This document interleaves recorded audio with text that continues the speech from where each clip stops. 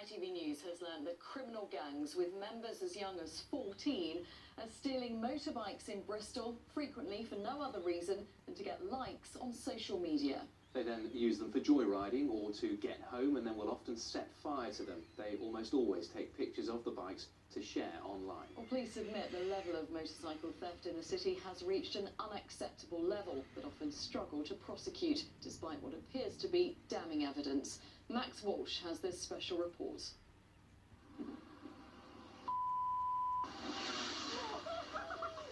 They're loud.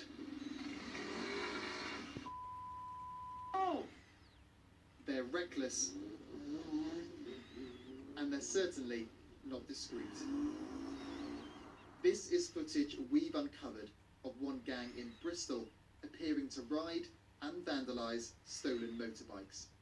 Their tagline is simple: we steal your pride and joy. These are just a few of the motorbikes one group known as the Bristol Stovex claim to have stolen. Their identities hidden by hoodies, helmets, or even laughing emojis. Where we're going today, we're going to go to the AVA Cafe via the South Cotswolds, look through Wootton. At the Four Counties weekend ride from Rudgeway, riders prepare to test out their most prized possessions. But organiser Martin knows many of his members have had to fight to protect them. These two primary gangs that are doing it are in competition. It's a bit of a game to them. It's a game: steal someone's motorbike, ride it till there's no more petrol left there and set it on fire. Eventually it'll run out of steam. Either they'll be arrested, they'll just simply get fed up and start stealing cars and move on to something else. It's a bleak outlook, and one of their victims, Melissa, has since decided to leave Bristol, partly because she feared she'd become a target again. It never went to Bristol again. At the time, my friend was living in the Forest of Dean, where I live now, and it never came back to Bristol. I took it out of the city. I showed Melissa footage of the Bristol Stovex Instagram page. Her reaction is unsurprising. We all work hard for what we buy, you know, none of us are privileged, and it's just absolutely galling that it's sport to people. They just destroy lives and don't realise they're doing it. And that anger is echoed across the community. Pictures of stolen motorbikes continue to appear online, and now questions have been raised about why the police are struggling to prosecute those responsible. After seeing his stolen bike appear on social media, Luke followed some of the gang members to Avonmouth. Having followed them for a certain period of time, and there being two of them, they did realise that I was following them, and at that point then, I did feel slightly worried, because let's face it, it would have been two against one. Some of the manoeuvres that they were doing at that point, and the speeds that they were travelling before I decided that this was far too dangerous, were crazy, really. So who are the faces behind the smiles? Police say they're equally frustrated, but they're now making progress.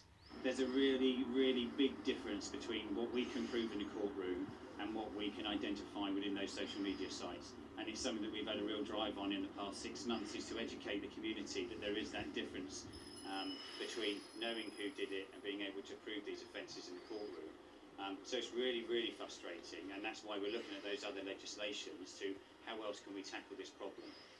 Those new legislations are criminal behaviour orders, which ban individuals from using motorbikes for 2 years and have serious consequences if ignored. And tonight we can reveal that 3 have already been issued since they were introduced last month. So are those responsible worried? Their activity online suggests they're not. For the motorcyclists of Bristol, it may be some time before they can feel truly safe, but there is a sense that the latest police crackdown is a turn in the right direction. Max Walsh, ITV News, Bristol. And Max has joined us in the studio. Max, an extraordinary story, hugely frustrating for the police too. Do you think it's heading towards any kind of resolution? Well, look, progress is being made, but I would emphasise there's still a long way to go. Inspector Rob Cheeseman, who you saw in my report, he's really responsible for improving that relationship between the motorcyclists of Bristol and the police. He's also launched Operation Buell, which is really cracking down on the gangs. But look, the real problem is this burden of proof. So what you and me see on social media, what we see on Instagram, Twitter, Facebook, that's not enough to go and make arrests. And the criminal behaviour orders, although they're very effective, they require an immense amount of evidence to be issued in the first place.